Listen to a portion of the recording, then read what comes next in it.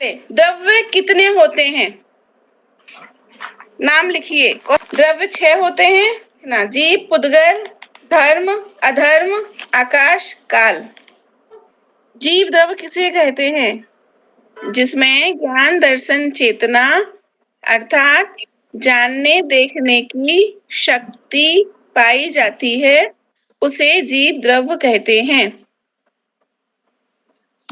पहले बच्चों को सिखा देते थे, जो चलता फिरता है जो वो जीव होता है, जो बोलता है वो जीव होता है। बताया था मैंने एग्जाम्पल एक बार। फिर बच्चों को पूछते थे टीवी जीव है कि अजीब, तो बच्चे बोलते टीवी जीव है। क्यों? क्योंकि वो बोलता है। रेडियो जीव है क्योंकि बोलता है। फिर मोटरसाइकिल, गाड़ी जीव है कि अजीब? बच्चे बोलते थे जीव क्योंकि वो चलती है। पुद्गल द्रव्य किसे कहते हैं?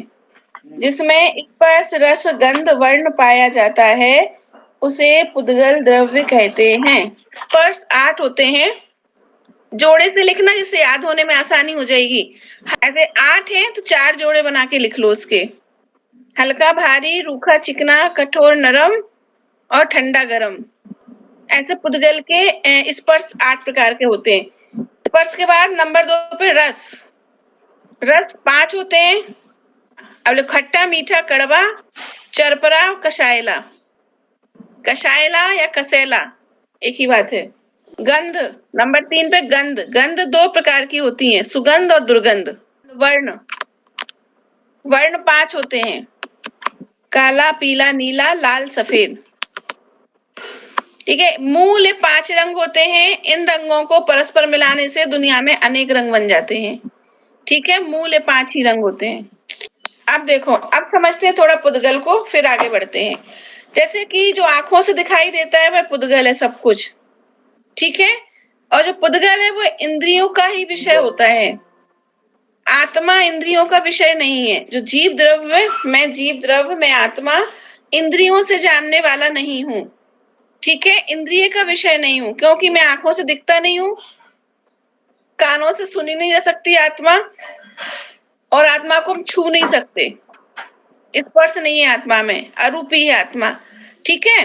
तो इसलिए आत्मा को इंद्रियातीत बोलते हैं। इंद्रियों से नहीं जानी जाती आत्मा। और जो पुद्गल द्रव्य है वो इंद्रियों से जाना जाता है। और संसार में जितनी वस्तुएं हम इंद्रियों के द्वारा ज्ञान करते हैं वो समस्त वस्तुएं पुद्गल हैं। चाहे हम छूकर ज्ञान करें उसका, चाहे हम आंखों से देखकर ज्ञान करें, चाहे रसना से हम चख कर ज्ञान करें, चाहे घ्राण इंद्रिय से सूंघकर ज्ञान करें, चाहे कर्ण इंद्रिय से हम सुनकर ज्ञान करें। ठीक है। जो वस्तुएं इंद्रियों का विषय होती हैं, इंद्रियों से जानी जाती हैं, वो समस्त वस्तुएं पुद्गल होती हैं। ठीक है। इतना समझ आ गया? ठीक है। पुद्गल में जैसे कि स्पर्श। अब पुद्गल की विशेषताएं पढ़ी हमने अभी, कि जिसमें स्पर्श, रस, गंध, वर्ण पाए जाए वह पुद्गल होता है। अब अपन एक किसी पुद्गल में सब चीजें घटित करते हैं। कैसे? जैसे मेरे पास तो किताब है, ठीक है, ये पुद्गल है। ठीक है। तो इसमें स्पर्श, यानी इसमें 8 प्रकार के स्पर्श में से कोई एक स्पर्श तो होगा ही होगा। जैसे चिकनी है, ठीक है। हल्का भारी में से हल्की है, ठीक है। हल्का भारी, रूखा चिकना, कड़ा, नरम। तो ये कड़क है, नरम नहीं है, कड़क है पुस्तक। ठीक है ना। नरम में क्या आ जाएगा? जैसे मक्खन होता है वो नरम होता है, बिल्कुल सॉफ्ट, वो नरम में जाएगा, लेकिन वो पुस्तक कड़क है। और गरम ठंडा में, अभी ये ठंडी है पुस्तक, हाथ नहीं जल रहे मेरे इसको हाथ में लेने से। तो 8 प्रकार के स्पर्श में से कोई ना कोई स्पर्श इसमें रहेगा ही रहेगा। ठीक है। इसलिए वो 4 जोड़े में लिखवाए हैं मैंने स्पर्श की। 4 जोड़े में से 4 तो एक बार में रहेंगे ही रहेंगे। या तो ठंडा गरम में से एक रहेगा, रूखा चिकना में से एक रहेगा, कड़ा नरम में से एक रहेगा, हल्का भारी में से एक रहेगा। ठीक है। तो सिद्ध हो गया, ये सिद्ध हो गया कि हमारे स्पर्श इंद्रिय के द्वारा ज्ञान का विषय हो रही है पुस्तक, तो ये पुद्गल है। रस 5 प्रकार के रस होते हैं, यानी रसना इंद्रिय के द्वारा जो वस्तु ज्ञान में आएगी वो पुद्गल द्रव्य है। तो इसमें रस 5 प्रकार के, खट्टा, मीठा, कड़वा और चरपरा, वो 4 तो इसमें है नहीं। और जो 5वां होता है वो कसेला, वो इसका स्वाद होता है। ठीक है। तो स्वाद भी है इसमें। स्पर्श रस हो गए। गंध, गंध दो प्रकार की, सुगंध या दुर्गंध। तो इसमें से अभी मुझे सुगंध आ रही है, ठीक है। और जब ये सड़ जाएगी, पानी लगा के छोड़ दो, दबा दो, तो उसमें से दुर्गंध आने बदबू लगेगी। आने, हाँ बदबू आने लग जाएगी। की विषय बन रही है ये पुस्तक। इट मीन्स ये पुद्गल है, ठीक है। क्योंकि हम अभी क्या कर रहे हैं, हमने जो इसके गुण पढ़े ना, पुद्गल के गुण, गुण है पुद्गल के, तो गुण घटित कर रहे हैं कि सचमुच वो गुण इसमें है या नहीं है। परीक्षा तो लेनी पड़ेगी ना हमें। भाई पुद्गल की परिभाषा पढ़ी है, जिसमें स्पर्श रस गंध वर्ण पाए जाए वह पुद्गल होता है। तो हम उस पर परीक्षा करेंगे ना, हाँ वास्तव में पुद्गल है, और जो परिभाषा पढ़ी वो इसमें एग्जैक्ट फिट बैठ रही है ना। स्पर्श रस गंध और वर्ण, वर्ण 5 प्रकार के, काला पीला नीला लाल सफेद। तो अब इसका कोई ना कोई वर्ण है नीला, नीला, नीला। कोई भी पुद्गल होगा बिना रंग का नहीं होगा, नीला है ना। अब इसका मान लो गुलाबी रंग भी होता तो भी वो 2 रंगों के से मिलकर बनता, लाल और सफेद से। तो पुद्गल का रंग भी हमेशा कोई ना कोई होता ही है। तो इस तरह से हमने पुद्गल को एक घटित कर लिया, ठीक है। अब ये तो पुद्गल के मोटे मोटे भेद हो गए। अब पुद्गल के और भी भेद होते हैं, ठीक है, जिसे हम वर्गणाएं कहते हैं। अपन कहते हैं ना पुद्गल की वर्गणाएं। अब एक दूसरी अपेक्षा से पुद्गल के 2 भेद और होते हैं, अणु और स्कंद, ठीक है। अणु का अर्थ होता है द्रव का सबसे छोटा आकार, इतना छोटा आकार कि उसका दूसरा टुकड़ा भी नहीं किया जाए, इसके आदि मध्य अंत नहीं होता, इसका कोई दूसरा टुकड़ा नहीं किया जा सकता, उसे बोलते हैं अणु। अणु अणु अणु यानी सबसे छोटा भाग पुद्गल का। और ये दूसरा होता है स्कंद। स्कंद होता है 2 या 2 से अधिक अणुओं से मिलकर स्कंद बनता है, ठीक है। जहां पर एक अणु होगा, एक होगा वहां पर अणु, और जहां एक से ज्यादा होंगे वो स्कंद। अब उसमें कितने भी हो सकते हैं, 2 4 10 अनंत भी हो सकते हैं। हमारा शरीर है अनंत पुद्गल परमाणुओं का पिंड है, ठीक है। एक, क्योंकि इसको तो कितने ही टुकड़े किए जा सकते हैं, ठीक है। इतनी चीज समझ आ गई। अणु, जिसका दूसरा नाम परमाणु भी होता है। पुद्गल द्रव्य का सबसे छोटा आकार, जिसका कोई दूसरा टुकड़ा नहीं किया जा सकता है, उसे अणु कहते हैं। दूसरा स्कंद, हाँ 2 या 2 से अधिक परमाणु पुद्गलों के समूह को स्कंद कहते हैं। अब इसको थोड़ा सा ऐसे समझेंगे, जो सिंगल परमाणु होता है यानी जो अणु होता है, उसका भी एक आकार होता है, उसका भी होता है, लेकिन वो हमें आंखों से दिखाई नहीं देता है, क्योंकि वो सिंगल होता है, एक होता है। लेकिन जब यह समूह रूप में एकत्रित हो जाता है, तब वह हमें आंखों से दिखाई देता है, ठीक है। जैसे कि अब हमारा शरीर अनंत पुद्गल परमाणुओं का शरीर है। एक किताब अनंत पुद्गल परमाणुओं का शरीर, इसलिए स्कंद है। स्कंद का अर्थ होता है मोटा भारी, जो दिखता है आंखों से। परमाणु का टुकड़ा आंख से नहीं दिखता, इतना सूक्ष्म होता है एक परमाणु, आंखों से नहीं दिखता। अब क्या होता है, जब वो एक में ना तो रूखा चिकना हम समझ पाते हैं, ना हल्का भारी समझ पाते हैं, ना कम समझ पाते हैं। तो जब अनेक पुद्गल परमाणु मिलते हैं और वो स्कंद रूप बनते हैं, तो वो तब उनका वो गुण प्रकट होता है, तब वो हमें आंखों से दिखाई देता है, मतलब इंद्रियों का विषय बनता है, ठीक है। ये पूरा साइंस पे डिपेंड है ये पुद्गल। हाँ साइंस, हाँ अणु परमाणु ये सब पूरा साइंटिफिक रीजन है सारा। अणु बम की खोज की है, जो समय की नैनो इकाई निकाली है, टाइम का नैनो भाग निकाला है ना, नैनो, तो वो भी जैनिज्म से ही आया है। क्यों? क्योंकि हमारे यहाँ तो 1 सेकंड का अनंतमा भाग समय कहलाता है। हमारे यहाँ तो अनंत में भाग तक की काउंटिंग है ग्रंथों में, है ना। तो वो सब हमारे जैन के ग्रंथों से ही साइंस ने लिया है। ये सब अणु की खोज, परमाणु की खोज, परमाणु बम की खोज है ना, जैन ग्रंथों से ही ली है। पंचास्तिकाय, आचार्य कुंद का जो ग्रंथ है ना पंचास्तिकाय, उसमें इतना डिटेल में दिया है इन सब का वर्णन, 5 अस्तिकाओं का ही वर्णन है उसमें, ठीक है। तत्पाठ सूत्र एक बार महाराज जी जब भाद्य में बताते हैं ना, तत्पाठ सूत्र का वाचन करवाते हैं, तो प्रमाण सागर जी ने अभी भादवे में डेली वाचन करवाया था ये तत्वार्थ सूत्र का, जो 5वां अध्याय था ना, वो पूरा उन्होंने ये बताया था, ये इसके ऊपर ही पूरा साइंस टिका हुआ है। पुद्गल में 5 वर्गणाएं भी होती हैं। वैसे तो इसमें पुद्गल के बहुत सारे 23 भेद होते हैं, ठीक है, लेकिन उन 23 भेदों को 5 में बांट देते तो 5 में 23 इंक्लूड हो जाते हैं। उनमें भाषा वर्गणा, मनोवर्गणा, आहार वर्गणा, कारमान वर्गणा और तेजस वर्गणा, ये 5 मेन होती हैं। तो जो भाषा वर्गणा होती है, एक बार समझ लो, भाषा वर्गणा जो होती है वो भी पुद्गल के परमाणु होती हैं। मैं जो बोल रहे हैं, अपन सब जो बोलते हैं, जो शब्द होते हैं ना, शब्द ब्रह्म जिसे बोलते हैं, है ना, तो ये जो शब्द होते हैं ये भी पुद्गल की पर्याय होते हैं। पुद्गल परमाणु है भाषा वर्गणा भी। और चूंकि ये पुद्गल है तो हम जो भी बोल रहे हैं वर्गणाएं पूरे में फैल जाती हैं यहाँ पर, ठीक है, यहाँ पर फैली हुई है वर्गणाएं। एक डॉक्टर से थेरेपी करते हैं ना कि जैसा सोचो जैसा बोलो वैसा 6 महीने में हो जाता है ना। ये जो मनोवैज्ञानिक होते हैं ना, मनोवैज्ञानिक, है ना, तो वो इस चीज को बहुत ज्यादा बोलते हैं कि जैसा सोचो और जैसा बोलो वो 6 महीने में ऑटोमेटिकली हो जाता है। तो ये बात भी जैनिज्म में सिद्ध करता है, कैसे कि जो भाषा वर्गणा, हम जो शब्द बोलते हैं उन शब्दों का ओहरा चारों तरफ होता है। जो मुंह से शब्द निकल गए वो शब्द ऐसे ही है, हमारे आसपास ही घूमते हैं सारे।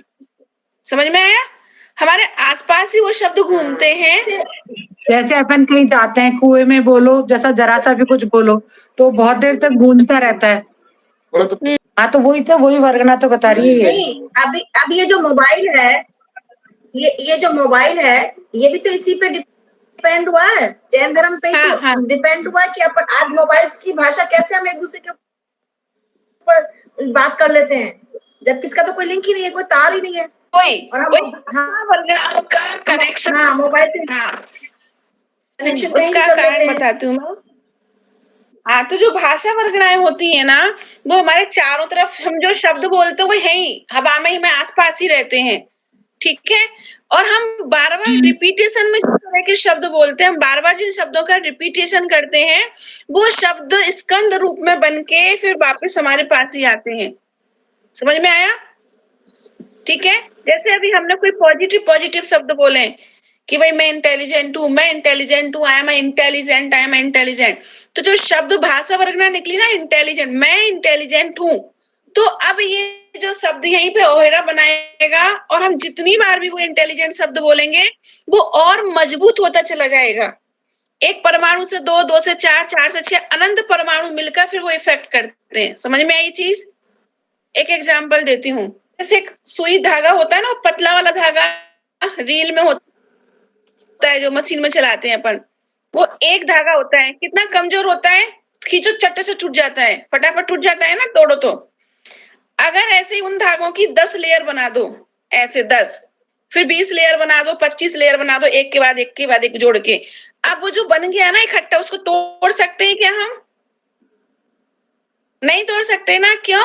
क्योंकि वो एक अणु से अब स्कंद बन गया, मोटा बन गया ना, अब उसको तोड़ना मुश्किल है, बंद हो गया, अब स्कंद हो गया, बंद गया वो, है ना। ऐसे ही जब तक कोई शब्द सिंगल होता है उसकी शक्ति प्रभाव उतना नहीं पड़ता है। समझ में आया? जब वो उसको बार बार बोलते हैं, रिपीटेशन में बोलते हैं, तो वो उसका स्कंद बन जाता है, फिर वो प्रभाव करता है उसका। क्लियर हो गया इतना? अब जो तंत्र मंत्र करते हैं ना, हम कहते प्रभाव तो होता है, जब पंच कल्याणक होता है, अष्टांगा में वो बड़ा वाला विधान होता है ना, चक्र मंडल विधान, तो उसमें मालाएं करते हैं, सुना है? सुबह बैठ के मालाएं की जाती हैं। तो वो मालाएं क्यों की जाती है? मंत्रों का जाप शुद्धि के लिए किया जाता है कि वो एक ओहरा बन जाए यहाँ पर पॉजिटिव, जब तक ये मांगलिक कार्यक्रम चले तो एक काम विघ्न ना पड़े। वो इस ओहरा बनाने के लिए बार बार मंत्रों का रिपीटेशन किया जाता है। 1 लाख मंत्र करने, इतने मंत्र करने। समझ में आया? इसलिए कहते हैं अपने घर में भक्तांबर का पाठ करो, नमोकार का पाठ करो। क्यों? क्योंकि वो शुभ वर्गणाएं, भाषा वर्गणा भी शुभ और अशुभ होती है, या तो अच्छे शब्द होंगे या गंदे शब्द होंगे। तो अच्छे शब्दों का ओहरा रहेगा तो पवित्रता रहेगी वातावरण में, और जब पवित्रता रहेगी तो हमारा दिमाग शांत रहेगा। समझ में आया? है ना? इसलिए कभी भी मोटिवेशनल स्पीकर्स होते हैं ना, अपने जर्नलिज्म में भी भाई साहब ऐसे कहते हैं, सुमन भाई साहब, कि बच्चों के लिए भी हम जब कोई शब्द बोलते हैं ना तो पॉजिटिव वे में ही बोलना चाहिए। कभी भी अपने मुंह से कोई नेगेटिव शब्द नहीं निकलना चाहिए बच्चों के लिए भी। क्यों? क्योंकि उसका वो ऑरा यहीं पर बन जाता है अपने घर में। और जब हम बार बार बोलेंगे कि तू नालायक है, तू पढ़ नहीं सकता, तू ऐसा तू वैसा, हमने बोला, फिर पापा ने बोला, फिर मम्मी ने बोला, फिर बच्चे ने बोला, फिर रिपीटेशन में बोलेंगे तो वो स्कंद बन जाता है। फिर वो उसका निगेटिव असर आना स्टार्ट होता है। समझ में आया? एंड एक अच्छा भला इंटेलिजेंट स्मार्ट बच्चा भी हमारे निगेटिव बोलने से वो डिप्रेशन में चला जाता है। इसलिए बच्चा कितना ही हमारा कमजोर हो, पढ़ने में कम हो, कुछ भी हो, लेकिन हमें हमेशा अच्छे भाषा का प्रयोग करना चाहिए, पॉजिटिव भाषा का प्रयोग करना चाहिए। ये भाषा वर्गणाएं प्रभाव डालती हैं। ठीक है? इतना समझ आया? आगे बढ़े। 23 वेद होते हैं, ऐसे वर्गणाएं 23 प्रकार की होती हैं, लेकिन 5 में 23 इंक्लूड हो जाती हैं। तो नाम तो मैंने बता दी एक बार। भाषा वर्गणा, आहार वर्गणा, मनोवर्गणा, तेजस वर्गणा और कार्मन वर्गणा। कार्मन वर्गणाएं मतलब जो 8 कर्म रूपी होते हैं वो कार्मन वर्गणाएं होती हैं। 8 कर्म होते हैं ना, कोई अलग से चीज नहीं है, कर्म भी पुद्गल है। जो ज्ञाना वर्णादि कर्म है वो पुद्गल है। ठीक है? वो कैसे? वो भी यहाँ पर भरे हुए हैं कर्म। और हमारे आत्मा के प्रदेशों में जो हलन चलन होती है, आत्मा के प्रदेशों में जो राग द्वेष के परिणाम होते हैं, जैसी तरंग होती है वैसे कर्म आके बन जाता है। समझ में आई चीज? उसे बोलते हैं कार्मन वर्गणाएं। जैसे कि अभी हमने राग के परिणाम किए या हमने कोई ज्ञान का अवहेलना की तो हमारे पास ज्ञानावर्णी कर्म आके बन जाएगा। ठीक है? तो हमें असाता वेदनी कर्म बन जाएगा, साता वेदनी कर्म बन जाएगा, पुण्य के काम करेंगे तो। क्लियर? इतना क्लियर समझ आ रहा है? हमने ज्ञान की आराधना की, ज्ञान की महिमा गाई, तो ज्ञानावर्णी कर्म का बंध कम होगा। इतना ठीक है? कार्मन वर्गणा हो गई, भाषा वर्गणा 2 समझा दी मैंने, है ना? अब एक होती है तेजस वर्गणा। तेजस वर्गणा का काम होता है जो शरीर है ना पुद्गल, उसमें चमक पैदा करना, वो तेजस वर्गणा का काम होता है। सिर्फ शरीर में चमक नहीं, समूह पुद्गलों में, संपूर्ण पुद्गलों में जो चमक पैदा होती है वो होता है तेजस वर्गणा का काम। ठीक है? एक होती है मनोवर्गणा। जैसे मन कहते हैं ना, मन, है ना? तो वो हमारे हृदय स्थान में कमल की 8 पंखुड़ियां रूप द्रव्य मन होता है। यहाँ पर द्रव्य मन होता है, में होता है द्रव्य मन। कमल की 8 पंखुड़ी रूप द्रव्य मन होता है, वो मनोवर्गणाएं होती हैं। ठीक है? जो हमारा मन से सोचते हैं ना बहुत दूर दूर तक की, वो मनोवर्गणाएं। और एक भाव मन भी होता है ना, भाव मन। हाँ, भाव मन, द्रव्य मन। द्रव्य मन तो वो हो गया कमल की पंखुड़ी रूप द्रव्य मन। और उसमें हम राग द्वेष आदि की जो परिणाम सोचते हैं वो भाव मन, वो भाव मन। अच्छा। आहार वर्गणा का काम वो खाने पीने वाला आहार नहीं, है ना? आहार वर्गणा का काम होता है शरीर की रचना करना, औदारिक, बैक्टीरियक, आहारक। हाँ, ऐसे 3 प्रकार के शरीरों की रचना करना आहार वर्गणा का कार्य होता है। ठीक है? इतना क्लियर हो गया? जैसे कि अपन लोगों का औदारिक शरीर होता है, जिसमें औदारिक शरीर मतलब जिसमें खून, पीप, हड्डी, मांस, मज्जा ये सब पाए जाते हैं, उसको औदारिक शरीर बोलते हैं। नव धातुएं जिसमें पाई जाती हैं, है ना? और जो वैक्रियक शरीर होता है वो देवों के होता है। ठीक है? देवों के शरीर में ये मांस, हड्डी, मज्जा, रक्त, खून, पीप, मल कुछ नहीं होता है, सप्त धातु से रहित वो वैक्रियक शरीर होता है। और एक होता है आहारक शरीर। आहारक शरीर मुनि राजों के यहाँ से निकलता है। पढ़ा है आप लोगों ने? एक हाथ का पुतला निकलता है ना? तो पुतला मुनि राजों को तत्व के संबंध में कोई शंका होती है, तीर्थ क्षेत्रों की वंदना करने, तो वो पुतला निकलता है और शंका का समाधान करके जहां पर केवली वगैरह विराजमान होते हैं और मुनिराज के पास वापस आता है। ठीक है? 3 प्रकार के ऐसे शरीर होते हैं, आहार वर्गणा का काम होता है। पांचों हो गई वर्गनाएं। ठीक है, अभी अब समस्त संसार में जो भी आंखों से दिखाई दे रहा है वो सब कुछ पुद्गल है। ठीक है, और मैं जीवद्रव हूँ। जीव और पुद्गल एकदम भिन्न भिन्न पदार्थ हैं। दो पदार्थ हैं, जीव अलग पुद्गल अलग, दोनों भिन्न है, लेकिन एक साथ रहते हैं, एक साथ रहते हैं, मिक्स रहते हैं, इसलिए हमें एक ही लगते हैं, है ना, एक ही लगते हैं ना भाई। शरीर मेरा, आप अगर रुचिता बोलोगे तो मैं ही बोलूंगी ना, जबकि रुचिता तो ये है, मैं तो आत्मा हूँ, है ना। लेकिन ये जो भेद विज्ञान करने में अनंत काल से नहीं कर पाए, पता नहीं कब तक नहीं कर पाना है। तो पहले उपाय इसी भव में यही भाव मिला है कल्याण करने के लिए। क्वेश्चन लिखो, धर्मद्रव किसे कहते हैं? उसके आगे एक शब्द आएगा स्वयं। उस स्वयं शब्द का बहुत इंपॉर्टेंस है। स्वयं गमन करते हुए जीव और पुद्गलों को गमन करने में जो निमित्त हो उसे धर्म द्रव्य कहते हैं। जैसे मछली को गमन करने में जल निमित्त है। मैंने परसों समझाया था इसका, थोड़ा सा अपन ने विस्तार किया था। कोई मुझे बताएगा क्या विस्तार किया था हमने इसका?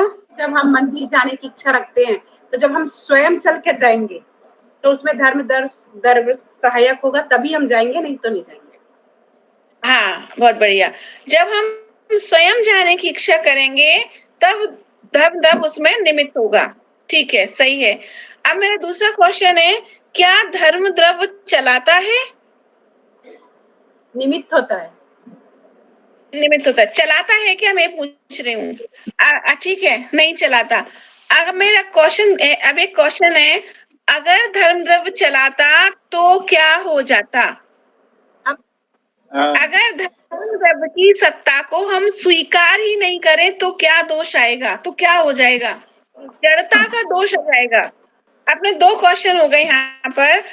अगर धर्म द्रव्य चलाता तो सब कुछ चलता ही रहता, उड़ता ही रहता, सब कुछ नहीं रहता। ठीक है।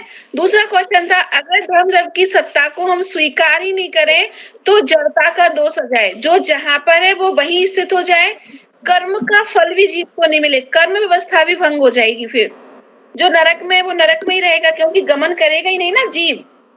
मान लो शरीर तो वहीं रह जाएगा, लेकिन जीव तो गमन करेगा ना, तो जीव जाएगा ही नहीं ऊपर। और जो देव में वो देव ही रह जाएगा, जीव कहीं नीचे भी नहीं आएगा फिर, है ना। जो जैसा है वो यथावत रह जाएगा, जड़ता का दोष आएगा। इसलिए धर्म द्रव्य है, ये हमें स्वीकार करना ही पड़ेगा। ठीक है। निज निधि निज में बताई उसके माँ को वंदना सत्यवान।